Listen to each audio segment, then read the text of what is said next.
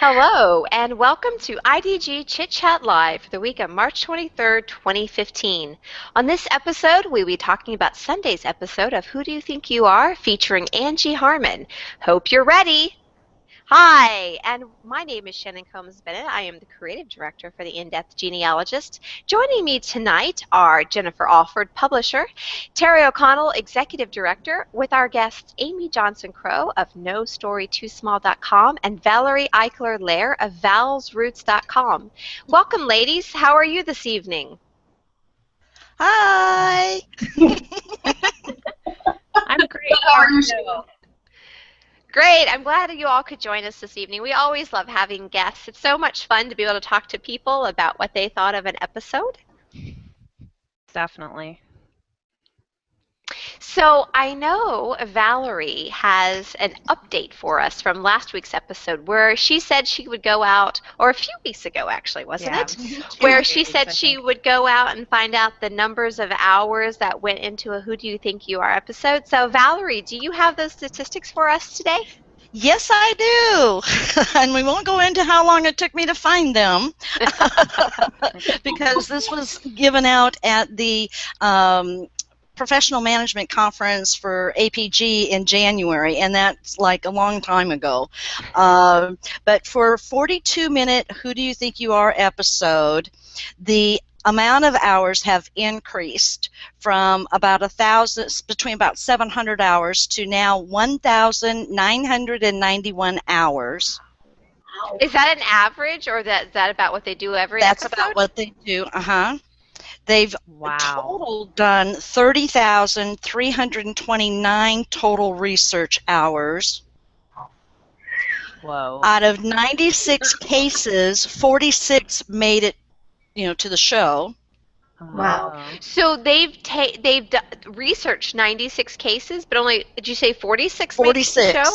Mm-hmm. Wow. Because what happens is there's 3 or 4 researchers that do the beginning part of it to see what there is, and they spend, I believe it says, I have a note here, that between 10 and 12 hours just to see what's there and if there's a story. And they get their requests either by the celebrities actually, saying, can you do mine, or they go out and look for the celebrities. But so you've got 3 researchers spending 10 to 12 hours. That right there is at least 30 to some odd hours that they put in just in the beginning, and then it goes from there.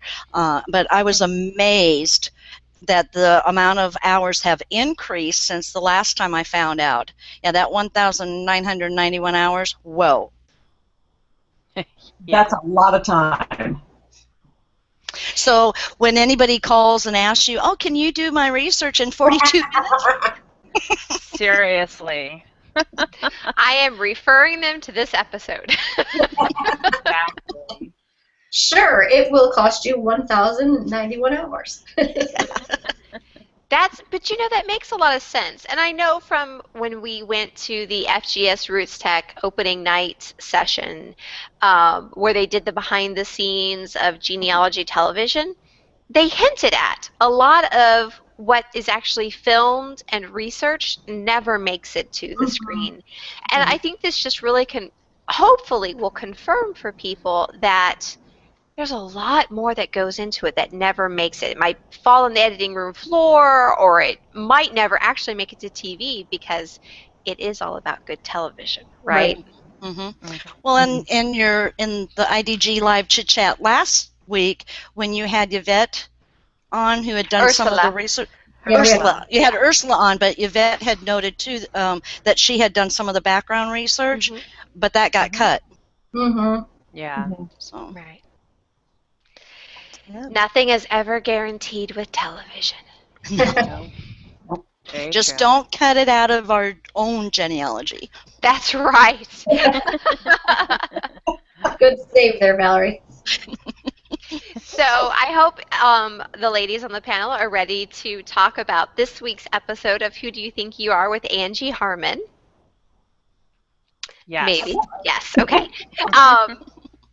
I think this was a really good episode, and this is the viewer's warning that we will be talking talking about the show. So if you haven't seen it, please pause now, go watch the episode, and come back so you can hear our critiques, enthusiasm, and oh, I wish they did more. Spoiler alert. Spoiler alert. That's right. This is your spoiler alert. So I have to say that I really liked this episode. And it's not just because it was Angie Harmon, it's just somebody I know. Amy, did you have anything in particular that you thought was really good or spectacular or really spoke to you? Well, I love how from the very beginning she incorporated her girls. You know, she was talking about them, you know, she was talking to them and explaining, you know, who these people were, and when she opened up that package from her dad and had the picture, and she was explaining, you know, how these people were related. And I loved the girls' reactions of how they sort of started analyzing this picture of, wow, look how many kids they had. And, you know, they really started, you know, trying to figure out how they were related. And it just, I just thought that was a really, it just seemed, it seemed so genuine because, you know, I've had that experience, you know, when my parents have shown me old pictures, and my kids have had similar experiences when I've then shown those pictures to them. And it just seemed like such a universal moment of, this is a really great way to bring generations together. I love that. I really did too. And I always watch these shows with my kids. So whenever they get a chance to see families or kids about their age on TV, on genealogy shows, it really, really speaks to them. And of course mine thought it was funny that one of the little girls, when she said, who are we going to call to go see what we find out about this person? And she said, we're going to call a genie. I thought that was hilarious. My oldest went, That made you're me not, laugh. I giggled, right? But my oldest, who's 14, went, you're not a genie. You're a genealogist. And I'm like, oh, wow. Well, at least you know the word, right? But I have to agree with you. I loved it how she incorporated them in the beginning, and then she brought them in at the end as well. That was wonderful. Yeah, the kids and Angie were just wonderful. They're so authentic and enthusiastic. And, you know, just hearing Angie's reaction to different things, you know, I've always liked her as an actress, and I've watched all her shows, and you know, it was interesting to see what she's like, you know, when she's not given a script. And, you know, she was just very, you know, down to earth, it seemed like, and very enthusiastic. And I loved when she was saying, and when she was getting ready to start the research, that she had a curiosity level of 11 or 12. And I just thought, you know, well, that's great, you know, that she's that into it and really wants to know. What about you, Val? Did you have any thoughts? The same thing, you know, the excitement, and you could just feel it. It just came right through, you know, in the whole episode, but especially in the beginning, you know, getting the kids interested and engaged, and how they showed how you can do that, you know, with photos and then a letter from Grandpa, and, you know, explaining. So yeah, pretty much the same. And then yes, I definitely cracked up when the one gal's daughter said, "Oh, Jeannie." It's like, yep. So, and then she explained who it was. So that was good. Yeah. How about you, Terry? Any thoughts before we move on to specifics or record sets? I have to say I appreciated that she was authentic through the whole thing. There wasn't, you didn't see any of the fake laughter, or she was truly, truly interested. Like Jen, I really liked her one line about being 11 or 12 on the curiosity scale. But my favorite part probably was her in Valley Forge saying, so I can walk outside and actually walk in the steps he did. Yeah. It's chilling, because, you know, I've done that and thought the same thing, like, oh my God, we're walking in steps that most likely they've walked in already. So. Right, exactly. That reminds me too, because now that I live, you know, I've been saying, you know, now I live where my ancestors walked the ground and worked the ground, and it gives you goosebumps. Mm-hmm. Absolutely. It truly does. Mhm.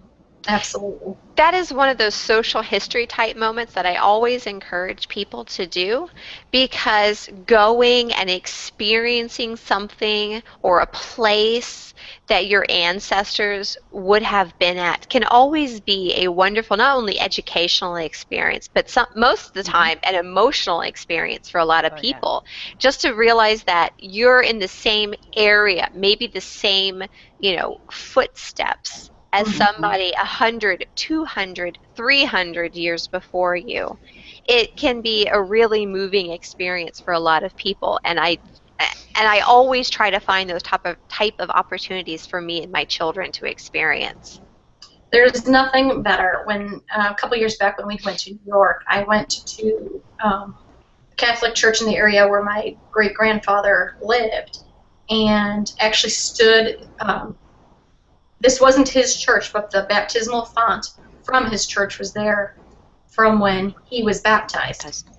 Oh, It Wow. was, yeah, it's just, there's nothing you. Yeah, we won't do a spoiler alert, but that just kind of brings on-site research, going to the actual places. But we'll just leave it at that. So why don't we move on into talking a little bit about the different records that they showed? Because, I always, and I know many of you also, love it when they show real records and talk about the different lists. And the first thing that we came into contact with was essentially a passenger's list, showing that he had come from Rotterdam as an indentured servant. Do any of you have ancestors that were indentured servants? Not that I know of. I think I have one, and I knew you were going to ask this, and I didn't go back to double check. I'm sorry. Amy seems to be nodding yes. Amy, do you think you have one? Just judging from the economic status that my ancestors tended to have, there has to be an indentured servant in there somewhere. I just haven't documented them yet. Right, exactly. Right.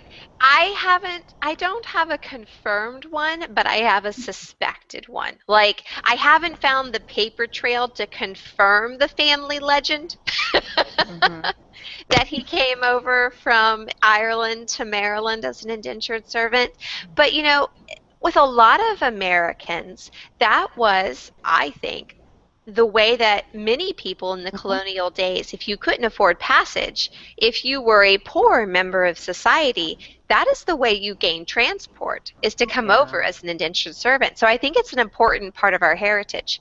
And I have to admit that I asked my kids about it, and my oldest has studied it because he's in 8th grade in history class, but I don't think a lot of people understood exactly what it meant to be an indentured servant.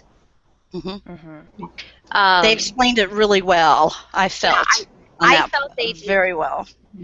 And the record book after that, but the thing that I was excited about is the Lair German ancestor came just 2 years after that, 1774.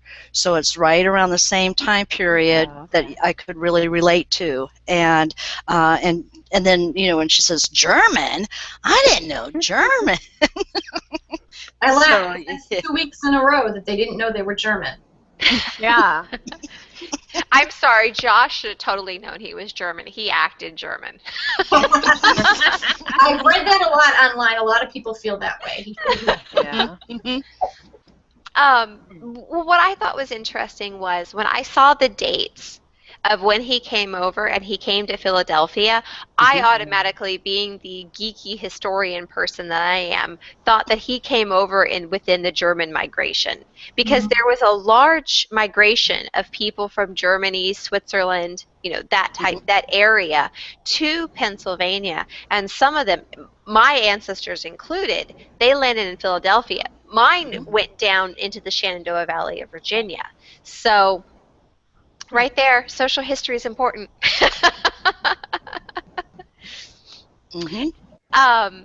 But I did like how they showed the Pennsylvania Historical Society, which we did have a glimpse of the interior of at the end of Genealogical Roadshow. Hopefully you all noticed that too. Oh, yeah. Yeah. Oh, yeah. Oh, and yeah. of course, the original the original paperwork was fascinating. But then they moved on to the her ancestor joining the Revolutionary War. So how many of you wondered if she was going to join the DAR? Oh, I would think she will. My husband even brought it up. He was watching it with me making snide comments the whole time. And he goes, oh, by the end of the episode, she's going to be a member of the DAR. What about you, Amy? Yeah, the thought did cross my mind, but I kind of figured that they wouldn't go that route, at least showing it in the show, because they did that a couple seasons ago with Rob Lowe joining the SAR. Oh, yeah.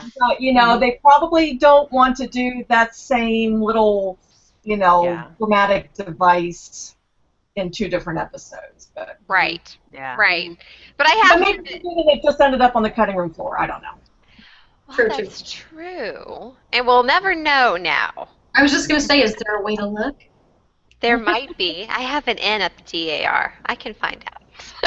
Really? And look at for CAR, because, you know, the girls were so excited and so interested. Mm-hmm. Oh, yeah. In case, Amy, you don't know, there are 2 members of this panel who are DAR, and there are members of the CAR and within one of those families. So maybe we'll find out. Maybe. Maybe. That's right. I did find it interesting, and I don't. So I watch these episodes multiple times before we come to film, of course, and I watched it the first time with my husband, who, after the 3rd time, the historian, who was it? It was I'm looking at my notes now. No, Scott Steven. Oh, Stevenson. Mm-hmm. Yeah. He said Valley Forge 3 times before Angie Harmon bit. And I thought my husband was going to, like, go through the TV and go, Valley Forge! Valley Forge! And that was a history teacher. You'd think she would have heard it before. I know. Yeah. Well, and Casey, of course, my husband, he goes, oh, and we have a photo of him right here with George Washington crossing the Delaware. For the like, Casey, shut up. Our spouses are so supportive. Yeah. Now, I just want to know, though, was he with Washington when he crossed the Delaware? Because that thought did cross my mind. Well, that would be some historical research for you to just do to see if the 4th Pennsylvania was on that mission. Okay, Carrie. remind me later. Or did they abandon before then? That's true, because there was the mutiny that they did. That's right. Yeah, that was pretty interesting. I was not familiar with that story at all. I wasn't. I wasn't familiar with that story either. Now, I knew that there were hardships, but I think everybody knows that there were hardships and people that were, you know, disloyal and deserted because they were starving and didn't have supplies. But I didn't actually know that there was a mutiny of one of the Pennsylvania lines. Mm-hmm. Yeah. Well, I did some geeky stuff after seeing the episode, and I made a note after, you know, it's in addition to, because those notes are in a different colored pen. Yeah, OCD. Anyway, I went into the depths to find out history about the episode and what research and stuff.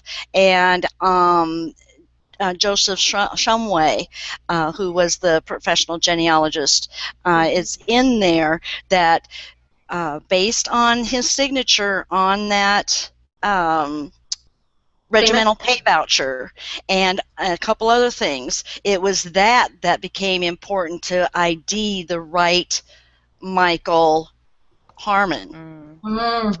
Very so that's good. a little additional tidbit that they didn't say in the show. Very good. Yeah, that was my first question when he pulled that out was, but is it her, Michael Harmon? Yeah. Well, that doesn't make good TV, ladies. I know. They only have 42 minutes. It would have taken another 30 seconds to say that he had a special mark. So. Now, now this is going to sound kind of weird, but it's me. So those of you who know me know that I'm weird. So when I found out that he was a member of the Pennsylvania units from the Revolutionary War, and then you find out that he had land bounty, I immediately thought Mercer County, Kentucky. And the reason I thought that is because one of my Revolutionary War patriots who fought for Pennsylvania received land bounty in Mercer County, Kentucky. And how much land did he get? He received 140 acres. Okay. Yeah. And actually, it was twice that because this is really weird. Okay, so now we're going to go off topic for a minute, which we always do in an episode. But my ancestor had a twin brother. And I'm not sure why, but this is one of those mysteries that I am going to work to figure out. Because I think that I am missing part of the story here. Like, there is something underhanded going on. Because his brother, Enoch, the man's name was Noah, his twin brother was Enoch. Of course, that's the way it goes, right? Enoch claimed all the bounty land and then signed over Noah's half to Noah. And then Noah didn't keep his land and signed it over to his wife. Does that sound weird to you or what? Yeah, there's a little bit, I'd say a little bit shaky there. Yeah, definitely I want to get into that story. Hang on, Amy has a comment. I wouldn't say necessarily shady. I would say unusual. Okay. Okay. Maybe he just couldn't quite make it to the courthouse. So, hey, brother, since you're going down, why don't you just pick up mine? You can sign it over to me later. Okay. I doubt it, but, Kind of like in today's world where you ask your husband to go make your bank deposit or something. I'm sorry, I couldn't resist. But no, I thought it was interesting because there are two now. I kind of want to go do research to see if more of the Pennsylvania line all received land bounty in the same county. That'd be interesting to see. I think you should do it. I think you should do it. Thanks, Terry. You inspired me some Delaware Crossing research a minute ago. Well, and then I bet you got big-time goosebumps when just a little bit later on in the episode when it was Mercer County, Kentucky. Because you were thinking that ahead of time. Mercer County, Kentucky is one of those I must go to before I die to do research spots. However, I have been, over the last 4 or 5 years, in regular contact with the Historical Society there because they have all the county courthouse records. And while the woman who was shown isn't one of the people I've been corresponding with, I am very familiar with the email and street address for the Mercer County, Kentucky Historical Society. She's got it on auto dial on her cell phone. Sounds like it. Speed dial. But Amy, do you have any thoughts about the Revolutionary War or the land bounties that you thought was interesting or you'd like to make sure people know a little bit more about? Well, honestly, I wasn't that familiar with the Pennsylvania land bounties. I'm much more familiar with the Virginia land bounties. Virginia had land bounties both in Kentucky and in southwestern Ohio where they just did all sorts of weird and wonderful things with the surveys. Yeah, there's a reason it is the most litigated part of the state. It's fun. We'll leave it at that. But yeah, so that was it was really interesting though to see that migration, from Pennsylvania, into the heart of Kentucky. It just I wish that they would have had time to explore the Kentucky life a little bit more. But I mean, yeah, once he got there, and he probably gets married, and has the 14 kids or however many it was. Because I loved how she was reading that will. And it was like every third line, oh, here's another son and 2 more daughters. Yes. And it just kept going and going. And that was another thing that actually impressed me in this episode was how well Angie Harmon read old handwriting. Oh, Oh, yeah. Oh, yeah. Mhm. It was like, you've done this before. Did you notice, Yeah. speaking of that, Amy, did you notice that there were no transcriptions done? It was reading from the, either Yeah. a copy of or the actual document. There were no transcriptions. Yeah, I thought she Yeah. did really, really well. Of course, it helped that the handwriting was actually Nice. Legible. legible. That helps. Yeah, but there were only just a couple words that she stumbled over, and I was really impressed by that. Mm-hmm. Yeah, I go to the Library of Virginia quite frequently and do research there on microfilm and in the archives. And I have to say, half the time I want a transcription. Yeah. Because I'm like, is this English? Who wrote this? Well, I know all the Pennsylvania records that I've looked at, either on site or on microfilm in Salt Lake, have really great handwriting. I have no complaints. And having gotten into, the wills, and then, with Jacob Blair being Pennsylvania Revolutionary War, and he was there for. Well, he left Pennsylvania in 1794 to go to New York. So I've got from 1774 to 1794 a good span of Pennsylvania research and getting into the Pennsylvania State Archives and the published Pennsylvania archive records and so forth. So they are, but like Amy said, reading that she could read. Read the records, I'm sorry. Reading that you could read. Yes. I only had a half a cup of coffee. Reading is important. Yeah, that you could read. How about you, Terry? Do you have any thoughts on the episode that you don't think we've covered yet? So happy that she can read. She gets through all those scripts.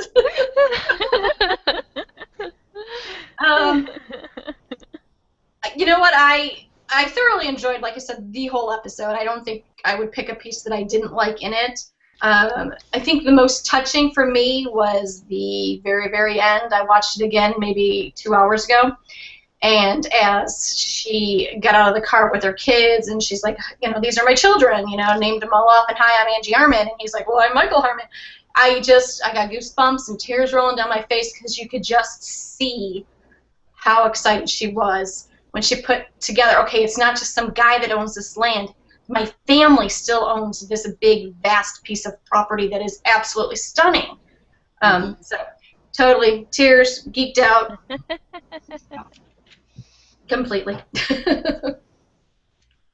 No, I think that's really cool. And there are few people who can say that they have a family connection, that the family still owns land after 220 years. I know. It's just amazing. I watched that part, and it was like, wow, it's still in the family. That's just really amazing. I have some family property. I don't have it. Somebody in the family has property. It's from when West Virginia was, what is it, 1863? Mm-hmm. Came its own state. I'm like, I have to think here. One side of my mom's family, settled the land, and it's still there. It's on a different line now, but so I'd like to go back and just like make sure that they've had it that long, because it is amazing, so many years with just being in the family. Right. How about you, Amy? Do you have any last thoughts or comments on things that we haven't talked about yet? Well, no, I was, like Terry said there at the end, when that, you could almost see the light bulb go off, that this is a family member that still has this land, and seeing her put all that together, and when she realizes, again, she's walking on land where her ancestor actually walked, it was, you could vicariously feel that connection. Oh, yeah. And I think that that's something that we all sort of wish for, that we hope for, when we're doing our research is to somehow get that connection to those ancestors and really try to just really try to connect with them. Right. There's nothing better than having that moment of connecting with a place, an object, or something that you know your family has touched that nobody's been in contact in the family with for all those years, or just putting it together really is touching. Yeah. Right. And we as family historians, I think, the ones who seriously, do the research and make the connections, finding something like that really touches us more deeply than an ordinary person, because we've done the research, we've looked into these people's lives, we've seen them in their record sets, read their documents, and then now we can sort of visualize them almost sometimes standing next to us or in the vicinity, like you're standing on the hillside of the family property or the place where that they stood, and you could almost feel them with you. And maybe it's me, maybe I'm crazy, but but I know when I go to places like that and I know I have that family connection. Like, for instance, I live near Fredericksburg, Virginia, and my 5th great-grandfather, William Hayden, was a Revolutionary War soldier who manned the garrison here in Fredericksburg. I didn't know that until after I moved to the area. And I'm there on a frequent basis. I go to visit, I go to town, I go shopping there. And I actually one day went and sought out the plaque that says, here stood the garrison, and took a picture of it. And just, it was kind of there at that moment I realized this is where he was 200 years ago. Yeah. He would have walked here. This is where he slept and ate and guarded, and it was like, wow, I actually have a connection to this spot. So yeah, it really brings things home to you when you can finally make those physical and emotional connections. Oh yeah, definitely. I actually had the rare opportunity a couple years ago. I went up to Maine. And my Morse line originally settled in a lovely little place called Friendship, Maine. And so John de Morse was my first family settler there. And they eventually dropped the duh. They wanted it to be just Morse. And I was able to go there, and I met some relatives. I met some cousins that hooked me up with some Morses that were actually living on Morse Island, just off the coast of Friendship. And this lovely couple, they drove their boat up to the pier. I met them, my cousins, and they took me to Morse Island and toured me around and gave me a tour and showed me one of my, I can't remember how many greats back it was, but it was the place where the first house had stood on the property. Wow. On the island. And it was just, I got chills. It was just awesome. And that pretty much ended my genealogy research for the time I was there, because nothing could top it. Absolutely. So awesome. Meeting that, the cousins, and then they told me that there's probably about 10 houses on the island, and only 2 or 3 of them are not Morses. Wow. And so it was pretty fantastic. And I look forward to going back again sometime, but it was just one of those moments of, this is where my people first came. It's just amazing. These people are my people. Yeah, it was amazing and so beautiful. I totally could live on Morse Island. As long as it had Wi-Fi. Right. Yeah. Well, Valerie, I'll give you the last thought for the evening. Do you have any last comments before we're about out of time? Do you have Oh my any last gosh. comments? Okay, I'll say it real fast on steroids. Well, yes, a couple. The one that, and these really touched me because of my own research. And yes, I'm putting Pennsylvania on the bucket list to go. But the reconstructed soldier hut, I was picturing Jacob Lair being in the Revolutionary War in the same time period, in the same area, and having to be with 11 other men in those huts. That just amazed me, and I got goosebumps, of course. And then, relating to your own research, you get these little hints. And Amali Preston, she was the local historian at Harrodsburg, Kentucky, because on the female side, the ancestor I noticed just last year, plantation. And I'm thinking, I didn't see any slaves. Well, she says that's because Angie says, well, does that mean they have slaves? And she goes, well, not necessarily. It may be my nice big farm. Mm-hmm. And so I could relate to that and the awesome scenery.